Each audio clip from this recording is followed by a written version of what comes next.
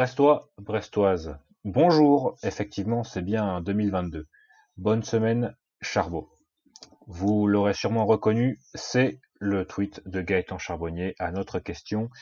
Quand se finit ton contrat? Et ça c'est une bonne nouvelle pour commencer ce podcast qui en contiendra plusieurs. Bienvenue pour ce 66e épisode de Brest On Air, où bien je suis rejoint par Yann. Comment vas-tu mon cher Yann? Mieux que vendredi on va dire, je pense. Oui, je ne quitte pas mon slip puisque nous sommes désormais maintenus, donc je suis à l'aise. Alors évidemment, sportivement en tout cas, je sais pas ce qui se passe dans ta vie personnelle, mais sportivement tu vas mieux que vendredi. Ah oui, ça c'est sûr, c'est maintenu et puis on a quand même eu une renaissance, enfin on en reparlera, mais oui, je pense que mon renaissance n'est pas galvaudée. Ouais, c'est ça, il y a beaucoup de choses à dire autour de ce résultat, de ce match et de cette performance, évidemment, avec un grand P, naturellement. Alors ben on en va en parler de cette performance XXL et de ce match du maintien. Maintenant on n'a plus peur de le dire, hein, t'as vu Ah oui. le tabou est très vite tombé. C'est aussi parce que Fanch n'est pas là, parce que lui, on le connaît. Ouais, c'est vrai, c'est vrai. On va parler de ce Saint-Étienne-Brest en long, en large et en travers. On laisse un peu de côté le Brest-Nantes, notamment parce qu'on en a rien à foutre, parce qu'on est maintenu. Eh oui, eh oui. Et parce qu'on en a un peu rien à foutre de Nantes aussi. C'est ça. Allez, on passe directement au match. Il est à 20 mètres, légèrement à gauche. Quand on regarde le but d'Étienne Green, c'est parti pour Gaëtan Charbonnier, Priédois. Ça plonge, oui, c'est dedans. L'égalisation de Gaëtan Charbonnier. Et oui, vous l'avez reconnu, c'est bien le son du commentaire de Nicolas Blanzat de France Bleu Brésil sur le coup franc magistral de Gaëtan Charbonnier, le coup franc de l'égalisation, le coup franc qui a redonné vie à un peuple brestois qui en manquait depuis plusieurs semaines quand même, hein, mon cher Yann. C'est un scénario presque hollywoodien, hein, ce match avec la légende du club qui est mise de côté pendant plusieurs semaines et qui revient et qui sauve littéralement le club, hein, de la peur, on va dire, parce que évidemment la relégation était quand même assez loin et surtout ne se rapprochait pas puisque les clubs adverses ne gagnaient pas de points sur le Stade Brestois, mais quand même, et même au-delà du scénario du doublé, ce sont les émotions qu'on a vécues grâce à Gaëtan Charbonnier. Oui, mais grâce à lui, mais pas que, parce que effectivement, Évidemment. Si ça nous prend tant en trip, c'est aussi parce que le Stade Brestois avait une nouvelle fois réussi à se mettre dans la merde tout seul face à un adversaire pas franchement fringant. Hein. Exactement, et à l'heure de jeu, on se disait déjà que le Stade Brestois allait encore battre le Stade Brestois. Oui, Il est arrivé quand même plusieurs fois cette saison. Le Stade Brestois est peut-être l'équipe qui a battu le Stade Brestois le plus souvent cette saison, ce qui est problématique. Et d'un côté, ce qui ne devrait pas arriver pendant une saison, en fait. Mais oui, c'est vrai que Olivier Dalloglio, l'a dit en conférence de presse, on n'apprend vraiment pas de nos erreurs. oui, c'est ça. Bah, toutes les semaines, c'est un nouveau joueur qui fait une cagade. Hein. Lilian Brassier avait été plutôt irréprochable jusqu'ici, malgré peut-être un match un peu moyen. Bon, bah là, voilà, c'est Rapado. Je vais quand même le défendre parce que effectivement, l'erreur est grossière. Il n'y a pas à dire le contraire.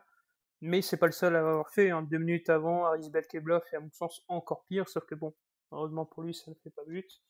Et effectivement, c'était mal embarqué, et ça a donné cette impression, on va pas dire de sabordage parce que c'est trop connoté, mais que de toute façon, peu importe la manière dont le Stade Brestois jouerait, il y aurait forcément un individu qui viendrait faire un peu sa merde. Et pour une fois, c'est pas un Brésilien. C'est vrai, parce qu'il n'était pas là, Eh oui. ce qui aide. Et peut-être on soulignera peut-être la victoire du Stade Brestois quand le Brésilien n'est pas là. Alors, peut-être c'est évidemment une coïncidence, mais peut-être pas, parce qu'il y a notamment un de ses remplaçants qui, on en reparlera peut-être tout à l'heure, s'affirme petit à petit. Oui. Oui, bon, on peut peut-être même en parler tout de suite, hein, parce que on sait ce qui nous attend dans quelques minutes, donc autant démarrer par les autres. Tu parlais d'Hugo Magnetti, je suppose. Je parlais d'Hugo Magnetti, effectivement. Et donc Hugo Magnetti qui, après Son bon match contre Lens continue et enchaîne même, c'est plutôt intéressant parce qu'il avait déjà joué quelques matchs, mais quelques matchs ponctuels, on va dire, où il avait plutôt été bon, intéressant, mais il avait jamais eu l'occasion d'enchaîner sur plusieurs semaines. Donc là, je pense qu'il sera, c'est pas sûr qu'il sera là contre Nantes, mais en tout cas, il mérite peut-être qu'on le voit un peu plus sur ces prochaines semaines, notamment parce que Jean-Lucas va nous quitter, ça c'est une certitude, et que donc faut déjà peut-être préparer la saison prochaine, même si ça Olivier Dalloglio n'en a que faire puisqu'il ne sera peut-être pas là. Magnetti, pourquoi pas? C'est Oui, une solution, je pense, qui a du sens, en tout cas. oui, et puis moi je veux le voir démarrer la semaine prochaine pour une raison très simple, c'est que même si on n'en a rien à foutre de Nantes, faut pas oublier que c'est peut-être le seul entre guillemets mauvais match de Magnetti à Brest, certes dans un naufrage collectif. Voilà, s'il peut un peu fermer ce dossier et dire que bah voilà, envoyer un message un peu tu m'as pas fait jouer pendant 30 journées, t'aurais dû. Franchement, ça serait bien. Et puis ça fait plaisir pour un garçon qui, mine de rien, n'a jamais posé de soucis, n'a jamais eu de soucis de comportement, alors que bah il aurait pu. Le mec, ça fait peut-être 4 ans, 5 ans qu'il est dans le groupe pro sans quasiment jamais jouer. Chaque fois qu'on a besoin de lui, un peu comme un Brendan Chardonnay, euh, il répond plus ou moins présent. Donc ça fait plaisir de voir ce genre de joueur, ce genre de mentalité s'imposer enfin. Et c'est un joueur qui a le profil idéal, alors c'est peut-être un peu réducteur, mais idéal pour jouer le maintien. Oui, Enfin, pour le coup, c'est presque la niaque dont le Stade Brestois avait besoin pour récupérer quelques points ici et là sur certains matchs. Peut-être qu'il aurait fait du bien pour un peu à l'image de Batokyo par exemple.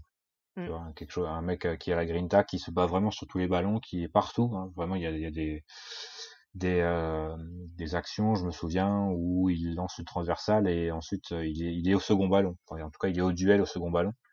Ce qui est intéressant avec un profil très très teigneux, très dynamique Mm. au milieu de terrain, avec à côté d'un Belkebla qui est peut-être un peu plus lent, on va dire, même s'il Bon, il ne l'est pas. Hein, c'est juste un peu oui. plus lent que Magnetti. Véloce quand même, hein. C'est ça, c'est ça, c'est ça. Mais justement, tu évoques la comparaison avec Batkebla. Tu le connais mieux que moi, hein, Hugo Magnetti. Je crois que tu l'as vu jouer à plusieurs reprises en N3. J'avais cette peur, en fait, de voir une doublette Magnetti-Belkebla qui soit très unidimensionnelle, c'est un peu les deux mêmes joueurs. Et sur ce match-là, moi, ça m'a vraiment surpris de voir que Hugo Magnetti avait peut-être plus qu'un doublon à Belkebla à offrir, c'est-à-dire que on l'a vu prendre le ballon dans les pieds, ce qui est normal pour un joueur de foot, tu me diras. Mais Surtout de on l'a sa vu, taille. c'est ça. Non, mais on l'a vu prendre des initiatives, on l'a vu essayer de mener le jeu. Bon, on sent que c'est pas forcément son cœur de métier, mais c'était un registre dans lequel je l'attendais pas forcément après son bon match à Lens. Après, en N3, c'est un peu particulier parce qu'on sent qu'il domine, tu vois. Hmm. S'il veut prendre le ballon et passer un ou deux joueurs, il peut le faire. Généralement, il jouait souvent avec Mbok, hein, qui lui aussi peut le faire. Mais il était plutôt sobre, on va dire, en N3 aussi. Maintenant, voilà, comme je l'ai dit, il dominait quand même les rencontres. Hein, il était largement au-dessus du niveau N3. Par contre, je suis quand même plutôt en désaccord dans le sens où l'avantage, c'était qu'il y avait Charbonnier sur ce match. Donc Hmm. finalement, les deux milieux de terrain relayeurs, on va dire, n'avaient pas besoin de créer du jeu, puisqu'il y avait vraiment là un meneur de jeu qui était titulaire en vrai numéro 10. Et donc il y avait une cible, on va dire, à atteindre pour que le jeu se développe. Maintenant, il faut quand même savoir faire la première passe et peut-être que justement, comme j'aime le dire souvent, il sait ce qu'il sait faire et il sait ce qu'il ne sait pas faire et il ne sait pas non plus euh, casser la tête à faire des choses qu'il ne savait pas faire et c'est quand même une grosse qualité parce que prendre des risques c'est bien mais il faut savoir les mesurer. N'est-ce pas, Jean? Bah c'est ça, non mais il n'y a pas eu de grosse phase de transition dangereuse du côté stéphanoise. On n'a jamais été vraiment prise en échec en compte en tout cas. Donc c'est plutôt intéressant de voir que Belkebla et Magnetti sont, pour moi, ne sont pas vraiment. Enfin, c'était ponctuel, on va dire. Si Charbonnier joue d'accord, parce qu'il y a, voilà, il y a quelqu'un pour créer un peu quelque chose.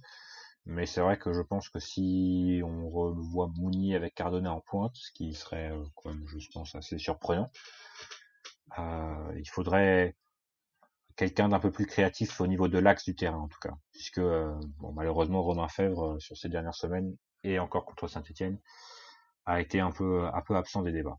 J'aime beaucoup cette phrase, si Gaëtan Charbonnier joue, d'accord. Je pense qu'on peut l'appliquer à énormément de choses. On y reviendra. Moi, je vais juste, ça va être un peu unpopular, on va dire, mais je vais prendre un peu la défense de Romain Fèvre dans le sens où on va pas se cacher, on va pas faire comme lui, malheureusement. Euh, certes, il a pas été bon contre Saint-Etienne, mais il a prouvé tout l'intérêt à défaut de joueur du profil. Je me souviens, le podcast n'existait pas encore, mais en Ligue 2, tu défendais de manière assez véhémente Ferry Ngoma, non pas parce que le joueur était excellent, mais parce que c'était le profil provocateur dont on avait besoin, qu'on n'avait pas. Et j'ai envie de te dire qu'aujourd'hui, on peut appliquer exactement la même analyse à Romain Fèvre. Romain Fèvre fait un match absolument dégueulasse, mais il gagne quand même plusieurs coups francs, dont le coup franc de l'égalisation. Et il les gagne en tentant des raids solitaires qui n'ont quasiment aucune chance de passer, mais qui ont le mérite de gagner un bon coup franc.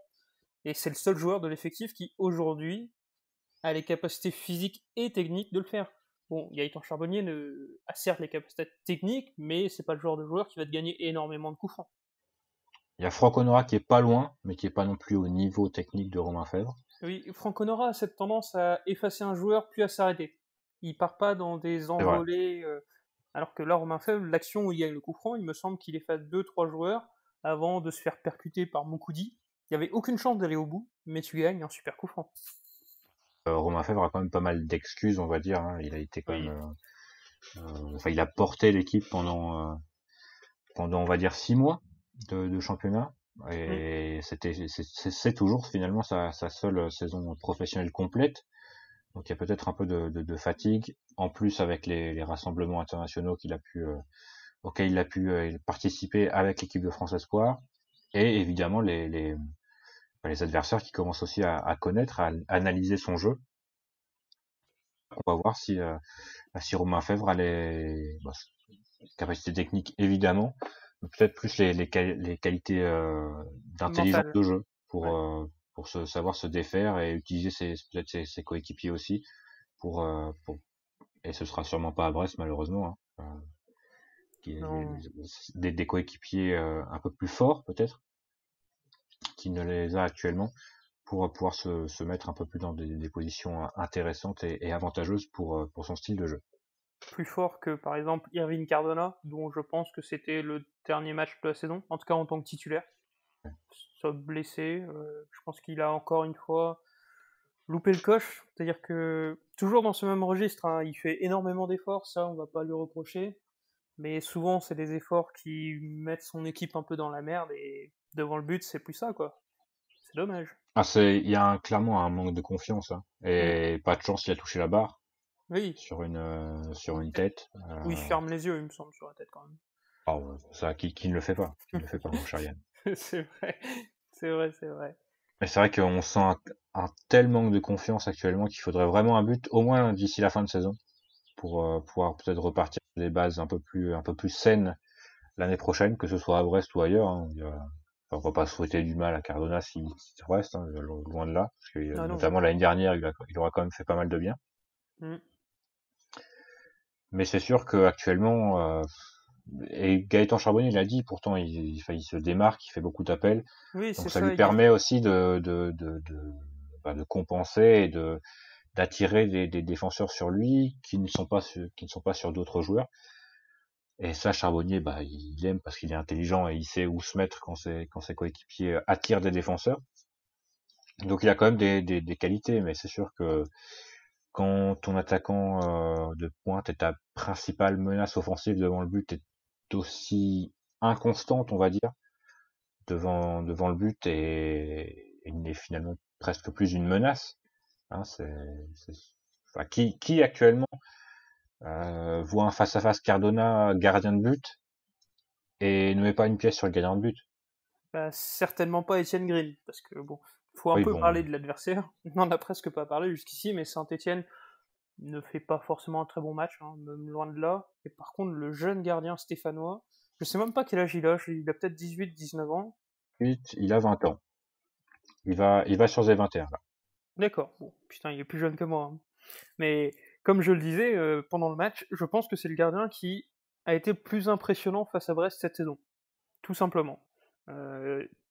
Évidemment ses arrêts réflexes, l'arrêt sur Charbonnier en première mi-temps, mine de rien, il est incroyable. Les nombreux face-à-face, et puis ce qui est impressionnant, c'est sa sérénité sur les sorties, que ce soit ballon aérien, ballon au sol, c'est... Ouais, c'est il fou, dégage hein. il dégage un truc, hein. Il Ah dégage un truc, je ouais, suis assez d'accord avec toi sur le match, notamment sur ses sorties aériennes, j'ai trouvé, mm. où vraiment les prises de balles étaient vraiment très très sûres et très, comment dire? C'est beau et efficace. Ouais, c'est ça, c'était vraiment assuré et enfin, il se faisait respecter dans la surface, quoi. T'avais pas, enfin, tu voulais pas aller au contact avec lui, c'était vraiment très très propre. Mais c'est clairement lui qui maintient Saint-Etienne dans le match, en tout cas. Oui, Ça, Claude Puel l'a reconnu lui-même, alors que Claude Puel n'est peut-être pas la personne la plus encline à reconnaître les mérites de l'adversaire. Sans et lui, puis c'est toujours sympa, enfin, il a une histoire un peu sympa avec Saint-Etienne, donc oui. c'est c'est pas mal, c'est pas mal. C'est un peu leur Gauthier Arseneur à eux. Oui, Gauthier Larsonneur, dont on peut souligner quand même... Le gros arrêt. Voilà, c'est difficile de dire la performance, parce que j'ai revu le match très rapidement en vitesse accélérée. Globalement, il est sollicité 4 fois. Une fois, il y a le but, il peut absolument rien, hein, malheureusement. Casery est seul dans les 6 mètres. Il y a la première frappe qui dégage tant bien que mal, et après Chardonnay veille. Bon, voilà, il n'y a pas but. Et puis il y a cet arrêt incroyable quelques minutes avant l'égalisation. Celui-là, je comprends toujours pas comment il va le chercher. Ah, ça, c'est le dynamisme, hein. Ah oui, Et les appuis, la faculté à aller très vite au sol. très très vite même. C'est très très belle arrêt. On la voyait presque déjà dedans. Ouais, Et et elle puis donne une chance à son équipe de revenir. c'est ça. Et puis on la voit pas venir en soi. La frappe est vraiment soudaine. Donc c'est vraiment gros bravo à lui. Et puis mine de rien, c'est un pied de nez à ses détracteurs qui disent, à raison, à mon sens, que cette saison, Gauthier Larsonneur a du mal à être décisif dans ce genre de match où il y a juste 2 tirs et voilà. C'est pas forcément à des détracteurs de le dire, parce que statistiquement c'est vérifié. Il y a eu toute une partie de la saison où malheureusement pour Gauthier Larsonneur c'était 2 tirs cadrés, un but, sans pour autant que ce soit de sa faute. Mais là c'est une belle réponse en tout cas. Et qui se souvient que Gauthier Arseneur a été sur le banc pendant quelques matchs? Ah Sébastien Cibois s'en souvient. Terrible, terrible, terrible. Terrible. Terrible décision. C'était pas le seul à être sur le banc, hein. Et là, je pense qu'on peut entrer de plein pied dans... On va quand même dire que, enfin, on l'avait dit, mais Gauthier Arseneur, mentalement, c'est un monstre. Oui. C'est un cador. C'est un cador. La réaction après sa mise sur le banc est quand même de très très bonne qualité, parce que je pense que il joue ses meilleurs matchs de la saison là récemment, Oui. avec pas de grossière erreur. Non. Alors qu'il Euh, jouait, on peut le reconnaître, c'est plus mauvais juste avant sa mise sur le banc. Donc peut-être, Totalement. on sait pas si c'était la volonté ou non, mais il y a eu un effet électrochoc. Ça, C'est vrai, mais voilà, mentalement très très solide, et ça on n'en doutait pas, évidemment, quand on connaît son parcours et notamment sa taille, hein. Évidemment, c'est toujours un frein pour passer professionnel quand on est petit et qu'on est gardien. Donc il faut des qualités autres pour euh, pour compenser, et le mental en est certainement une chez Gauthier Arseneur. Parlons peut-être rapidement du match en lui-même.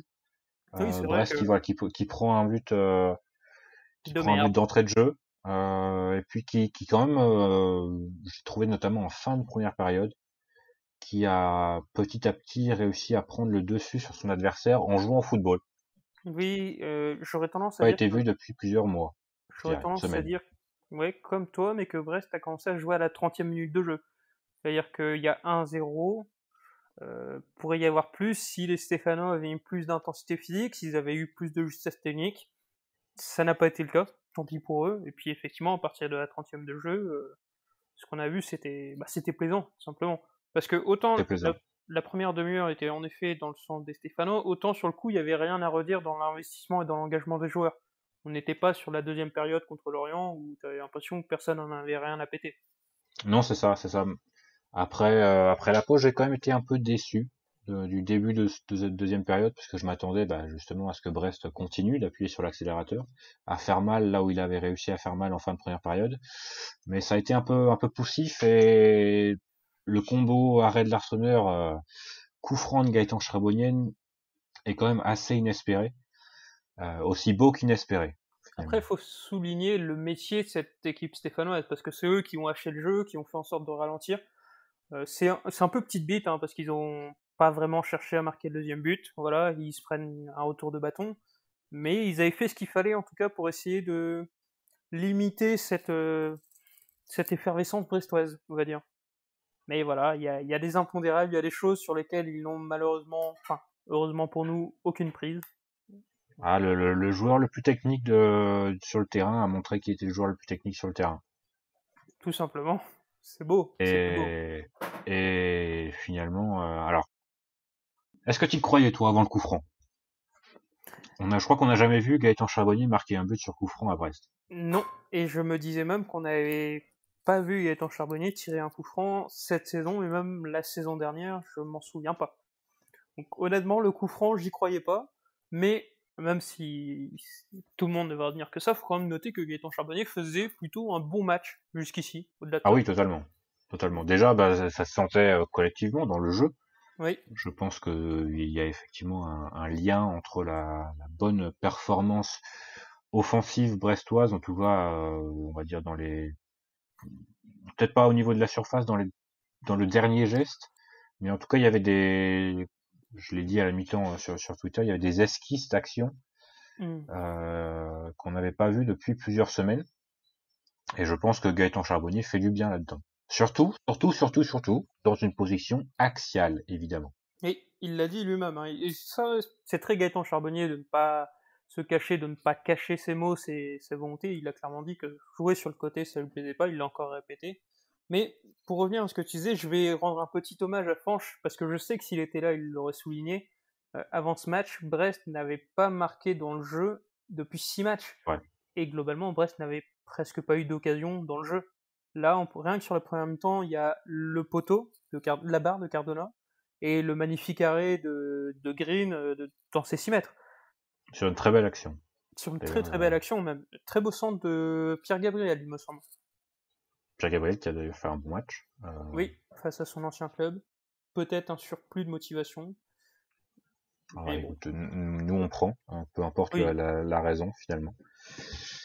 Mais revenons sur le divin roux, hein. Le divin roux qui écrit une ligne de plus à sa légende. Maintenant, je pense qu'on peut parler de légende, hein, au Stade brestois. Alors peut-être avant de rentrer sur ce, ou alors ça fera une bonne peut-être question de conclusion. Donc on va peut-être attendre là-dessus. Oh, le suspense. Enfin, le premier but déjà est beau, mais le second, bon alors effectivement la défense centrale stéphanoise passe au travers, hein, entre Moukoudi qui se jette bêtement et son acolyte qui tarde à venir couper l'angle, on va dire, de Charbonnier. C'est le football qui a gagné, hein. Oui, ça a rappelé à ceux qui l'auraient oublié que Gaëtan Charbonnier, même quand il ne marque pas, même quand il fait pas des passes décisives, ça reste le meilleur joueur techniquement. Son enchaînement petit pont, après rentrée intérieure et plat du pied, petit filet opposé, il n'y a pas grand monde sur le terrain qui l'aurait réussi. Peu importe enfin, je veux dire, même Romain Fèvre, je suis pas certain que ça aurait réussi. On a peut-être trop, ces derniers temps, conceptualisé Gaëtan Charbonnier comme quelqu'un d'intelligent, quelqu'un qui voit les espaces. C'est le cas, c'est évidemment le cas. Mais c'est surtout quelqu'un qui a une qualité technique au-dessus de la moyenne, n'en déplaise aux pseudo-journalistes de l'after. Hein. Je suis désolé, j'aime pas taper comme ça sur la profession, mais quand tu entends dans l'après-match dire que c'est un attaquant atypique, qui a pas vraiment de qualité, etc., ça rend fou, ça rend fou. Ah il y a beaucoup de joueurs qui ont essayé de lui prendre le ballon. Oui. Il y en a beaucoup qui ont pas réussi. Ah très clairement, il y en a qui ont pris des petits ponts, d'autres des grands ponts. Il y en a qui ont pris des combos contrôle porte-manteau talonnade. Ah oui. magnifique. Alors que le ballon est à mi-hauteur. Bon, celui-là, il y avait du Zizou, là. Hein. Il y avait du Zizou. C'est ça, très clairement. Ou plutôt, Zidane avait du Charbonnier, en lui. Très clairement. Après, ce qui est d'autant plus remarquable sur ce match, c'est que je pense c'est pas forcément ce que Gaëtan Charbonnier avait fait avec un ballon, mais en fait, c'est ce que Gaëtan Charbonnier a fait à nous, supporters brestois. Tu vois toutes les réactions en direct, que ce soit sur les réseaux sociaux, dans la presse, etc.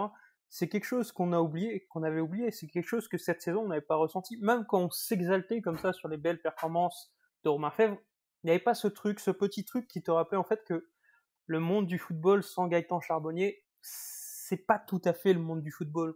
En tout cas, pas celui qu'on voulait. Ça fait quand même assez longtemps qu'il n'y avait pas un simple contrôle, une simple remise, des choses qui paraissent comme ça très simples, mais sur lesquelles tu fais waouh. À Brest, enfin, bien sûr, dans le monde, il y a d'autres joueurs comme ça, hein, mais à Brest, c'est vraiment le joueur spectacle, le joueur plaisir qui a manqué, d'autant plus sur ces derniers mois. On joue dans des stades totalement vides, on voit dans un football qui semble plus ou moins perdre de plus en plus ses valeurs. On a eu les dernières semaines à l'appui. Et pour enchanter un monde du football qui, globalement, ne fait plus forcément rêver des jeunes, qui tend à dégoûter certains supporters, il te faut des joueurs comme ça sur un terrain. Même s'ils ne marquent pas, même s'ils ne performent pas, sur un geste, c'est juste magnifique. C'est juste des joueurs comme ça dont on a besoin. Moi, j'avais qu'une envie, c'est qu'on me file ma dose d'AstraZeneca et que je puisse aller chanter la gloire de Gaëtan Charbonnier pour, au stade. C'est pour ça qu'on va au stade, hein. C'est pour voir des joueurs pareils. C'est pour ça que, même au-delà de ces 27 buts l'année de la montée, c'est Gaëtan Charbonnier, c'est un nom. C'est un nom parce qu'il, avec tout ce qu'il représente en tant que joueur, tout ce qu'il a amené au stade brestois, finalement, c'est lui qui nous permet d'être, en grande partie, évidemment, il n'était pas tout seul, hein, mais c'est lui qui nous permet d'être là, et c'est lui qui, au final, grâce à 2 actions individuelles, évidemment, là aussi, il n'est pas tout seul, mais en grande partie, qui nous permet d'assurer qu'on soit là l'année prochaine aussi. Donc c'est Gaëtan Charbonnier, quoi. Il y a des émotions quand on prononce ce nom, hein. Il y a des émotions, des souvenirs qui reviennent dans la tête, et ça en fait un de plus certainement, parce que il y aura Lorient, je pense, il y aura les 27 buts sur la saison 2018-2019, hein, si je dis pas de bêtises. Et il y aura le but peut-être contre Reims aussi, le premier de la première victoire de la remontée en Ligue 1, et il y aura ce Saint-Étienne-Brest à coup sûr, et Gaëtan Charbonnier, quoi. Gaëtan Charbonnier. Oui, et Gaëtan Charbonnier avec toute son histoire.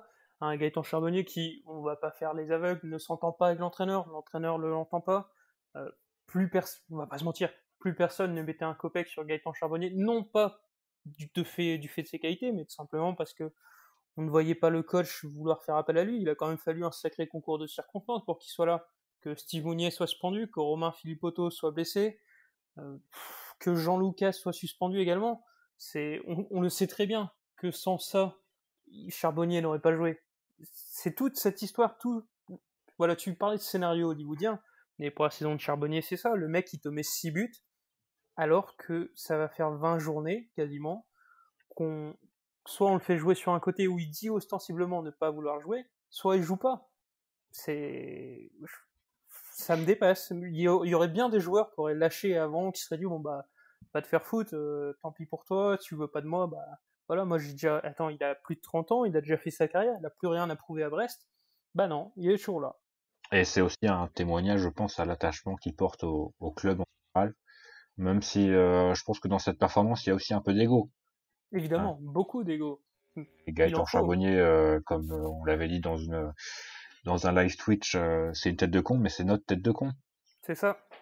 Et c'est pour ça qu'on l'aime, parce qu'il est aussi, il est pas mal brestois, hein, dans son caractère, on va dire. Même dans sa manière de parler, je trouve. Ah, ça, je l'ai rarement entendu parler. Hein, oui, ça. Peut-être une prochaine dans Brestonnaire, on espère. Ah, ça, Gaëtan, tu es le bienvenu, Gaëtan, là, surtout après samedi, et tu étais déjà le bienvenu, mais là, encore plus, là, on t'accueille à bras ouverts, là, c'est vraiment, on te déroule le tapis rouge. Mais de toute façon, là en plus, on pourrait penser naïvement que c'est juste nous deux ou une petite base qui comme ça vibre pour Gaëtan Charbonnier. Mais on regarde les chiffres tout simplement. Alors bien sûr, notre compte Twitter n'est pas représentatif de la communauté brestoise, mais il n'y a jamais eu autant d'engagement, autant de retweets, de j'aime, etc. que sur le message d'après-match qui lui était adressé, que sur le message où on lui demande s'il prolonge, que sur sa réponse où il affirme effectivement que non pas qu'il prolonge, mais que son contrat va jusqu'en 2022, puisque ça, on a le détail, c'était, il me semble, une prolongation d'1 an En cas de montée. C'était pas suite au maintien? Je crois que c'était en cas de montée, parce qu'il avait prolongé juste avant la montée. D'accord, c'était ça. Enfin, c'est tout con, mais c'est des chiffres qui prouvent que quand Gaëtan Charbonnier marque, c'est pas la même chose que quand un autre joueur brestois marque. Exactement, c'est ce que j'allais dire. C'est-à-dire que au-delà des 2 buts, en fait, ce sont les émotions, c'est presque la nostalgie qu'a apporté Charbonnier. C'est vraiment pas que je parlais de scénario hollywoodien, tu l'as rappelé tout à l'heure, c'est ça, on a l'impression de voir un film américain où le héros est au fond du trou et c'est sur des coups francs où on voit pas bien la trajectoire parce que la caméra coupe d'un angle à un angle où tu vois le ballon qui se téléporte immédiatement en pleine lucarne, tu vois, c'est un peu ça, c'est les émotions que Gaëtan Charbonnier procure quand il marque, et tu l'as dit fort justement, même si on adore Robin Fèvre notamment, si c'est lui qui met le doublé, c'est pas pareil. Et puis il y a cette dramaturgie qui est accentuée par les stades vides, par cette saison très particulière. La saison de Gaëtan Charbonnier serait probablement bien différente si les stades étaient pleins. Je pense qu'il y aurait nettement plus de pression pour le faire jouer, pour le soutenir. Mais d'un autre côté, ça rendrait peut-être moins magique ce qui s'est passé. Voilà. Même si on a tous envie de retourner dans les stades, comme tu le disais. Et s'il y avait un doute concernant où se situait le baromètre des supporters brestois entre Charbonnier et Dalloglio, parce que finalement, je pense que si l'un reste, l'autre ne pourra pas rester. Là, voilà, ce sera difficile de choisir autrement ou quelqu'un d'autre que Gaëtan Charbonnier. Hein, Et puis, il a gagné. Puis au-delà de ça, c'est tout bête, mais c'est pas que Gaëtan Charbonnier, malheureusement, dans ce duel, entre guillemets. On a bien vu dans les réactions quels joueurs ont fortement réagi à ce résultat. On a bien vu quelles personnes, entre guillemets, publiques. On ne donnera pas de nom, évidemment, mais on sait qu'il y a quelques joueurs, ou en tout cas personnes de Ligue 2 qui étaient plus heureux que jamais de voir Gaëtan Charbonnier marquer. On a vu aussi la selfie de Bruno Chardonnay où Voilà. il est avec, je crois que c'est Arès Balkebla et Gauthier Larsonneur. Toujours là, Gauthier Larsonneur. Mais voilà, c'est ce qu'il représente pour les supporters, mais pas que pour les supporters finalement. C'est ce qu'il représente pour presque tous les gens qu'il a côtoyés à Brest. On sait que son ancien staff à Auxerre serait extrêmement heureux de le récupérer. N'y comptez pas, hein, si vous nous écoutez, n'y comptez pas, en tout cas on espère. Donc voilà, c'est l'homme Charbonnier qui gagne. Oui, de toute façon, il y a comme il y a une certaine, il y a une certaine aura quand on prononce le nom de Bruno Grougy. Oui. Je pense que ce sera pareil, et ça mène à ma question, mon cher Yann. Alors, on va rester sur, on va dire, de ton vivant, on va dire. Où se situe Gaëtan Charbonnier dans le classement, on va dire, des légendes du Stade Brestois de ton vivant? Alors non, voilà, on peut pas parler de tout ce qu'on n'a pas vu. Et on pourrait parler de tout ce qu'on a entendu, mais finalement c'est pas. Oui, ce serait pas pertinent. Difficile, et on pourrait pas vraiment argumenter sur là-dessus, et ce serait peut-être intéressant d'avoir des gens qui ont connu le Stade Brestois bien avant nous. Mais où se situe Gaëtan Charbonnier dans la liste des grands noms, on va dire, du Stade Brestois depuis 1995, on va dire, ou de 2000, enfin 2000, oui, j'étais pas né en 95, hélas. De ton vivant, on va dire, réfléchi. Oui. Alors, je pense que ça, j'ai absolument pas besoin de réfléchir là-dessus. Je crois que j'avais eu cette discussion avec Maxime Crépu, que certains connaissent. Je pense que Gaëtan Charbonnier est le meilleur joueur que j'ai vu jouer à Brest. Le meilleur. Ça, en termes de qualité sportive, voilà, je pense que le débat n'a même pas lieu, tout simplement. Après, sur l'impact, bah, évidemment, il y a le duel avec Bruno Grougy qui, lui, a brillé par sa longévité, par sa constance, par sa régularité. Bruno Grougy n'a pas eu ce genre de situation qu'a eu Gaëtan Charbonnier, où il a été foutu sur le banc plus de la moitié de la saison. C'est assez bizarre. Je vais quand même mettre Bruno Grougy parce qu'il est toujours là, même après sa carrière. Mais je dirais en fait que les émotions sont plus intenses avec Gaëtan Charbonnier. Avec Bruno Grougy, elles sont sur la durée, elles sont très fortes globalement, mais on n'a pas eu ces gros pics vers le haut et ces gros pics vers le bas. Il y a moins de caractère, hein. C'est sûr que Oui. entre les deux, c'est deux caractères totalement différents. Ah oui. Mais on aurait bien aimé voir les deux jouer plus longtemps, parce qu'il me semble qu'ils ont peut-être joué 6 mois ensemble, mais encore. C'est possible, ouais, je pense. Et quelqu'un comme Steve Lana, par exemple, Le poste de gardien est particulier, c'est particulier, c'est vrai. mais je veux dire Après, il y a non. tout ce qui est un peu Stade Oui. Brestois, un peu plus historique avec Yvan Bourgis, par exemple, des mecs comme ça. Mm. C'est sûr que footballistiquement, bon, malheureusement pour eux, ils n'arrivent pas à... Voilà, c'est ça. Enfin, les émotions sont décuplées quand elles sont en Ligue 1, par exemple, aussi, donc ou dans le haut de la Ligue 2. C'est mieux d'avoir des émotions quand tu joues la promotion en Ligue 1 plutôt que le maintien en Ligue 2. C'est ça. Et puis après, c'est tout bête. C'est pas forcément les choses sur lesquelles nous, on va réagir. Mais si on se projette dans 40, 50 ans, quand on va raconter à nos enfants, petits-enfants, que qu'on va leur parler de Gaëtan Charbonnier, ça leur dira peut-être pas grand-chose. Et du coup, ils iront voir au niveau des stats, tu vois. C'est ce que tous les jeunes font, c'est on leur parle d'un joueur, ils vont regarder les stats, etc. C'est assez énervant, mais voilà, là, Gaëtan Charbonnier est à 53 buts, égalité avec Bruno Grougy. Je pense qu'en passe décisive, il doit pas être mal. Euh, Subjectivement, il l'est déjà dans l'histoire, mais objectivement aussi. C'est pas le cas, par exemple, d'un Yvan Bourgis. Ouais, bah, totalement. Il est dans l'histoire grâce aux émotions en fait qu'il a pu apporter. Et ça, ce sont des souvenirs qu'on gardera pendant très très longtemps en tout cas. Et c'est peut-être pour ça que la comparaison avec Steve Alana au final se tient, parce que Steve Alana a ce record, le fameux record de, je crois que c'est 13 matchs sans prendre de but, et puis il y a quand même des moments clés en Ligue 1, le match à Marseille, même lui il s'en souvient, tu vois, c'est... Je sais pas si Gaëtan Charbonnier, dans 10 ans, quand on lui parlera de sa carrière, est-ce qu'il sortira ce match à Saint-Etienne? Ah, c'est une bonne question. C'est une bonne question. On prend un rendez-vous dans 10 ans. Allez.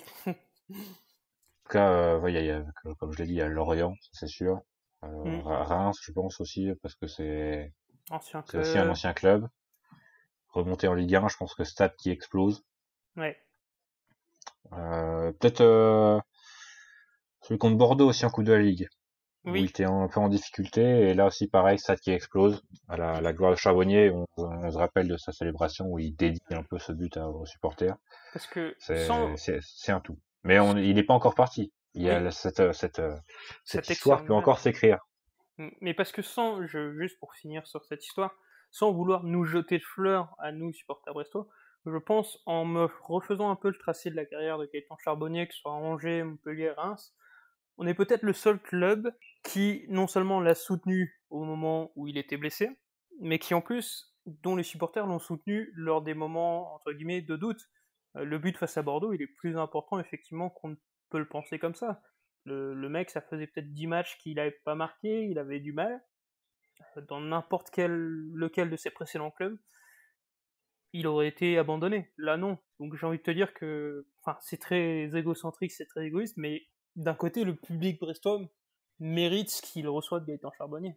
Ah, c'est ça, c'est ça. Hein. Le public brestois a soutenu Gaëtan Charbonnier et il le nous rend bien. Oui, et c'est toujours le cas aujourd'hui.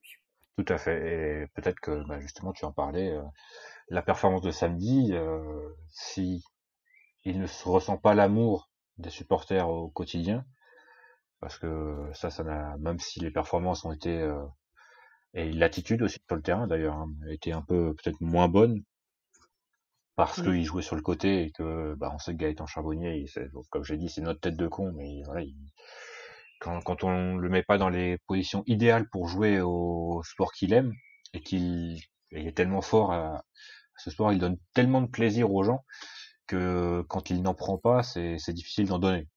Mm.